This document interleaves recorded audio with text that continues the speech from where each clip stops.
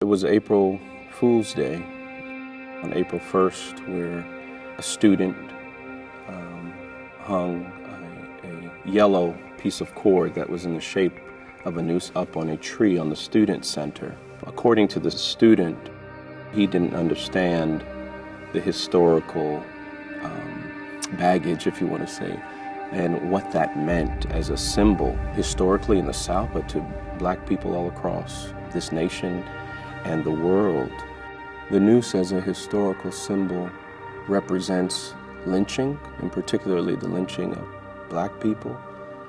It represents a symbol of dehumanization and destruction of Black people. So regardless of the motivation, that historical cultural memory is there. With that reality, of course, there was a great outcry across campus, and there was a public rally. There were just tons of students and members of the Duke community there, and President Broadhead spoke along with other senior administrators, really calling out the act of hanging the noose as being unacceptable in this community.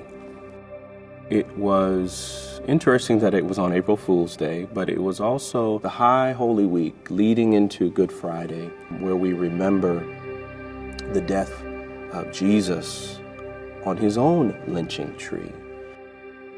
I mean, Duke is no different from what's happening in the United States and other parts of the world. There's teachable moments in terms of the recognition that we perhaps have not arrived at being the kind of community that God desires us to be together, people from all races and genders, etc., and classes. We haven't reached that stage yet, and so there's a sense of humility, perhaps, that we may think we were further along than we really are. It's a reflection of the brokenness of humanity. It's also a teachable moment in thinking about the human condition, about what it means to be a community, unified, a coming together around God's presence.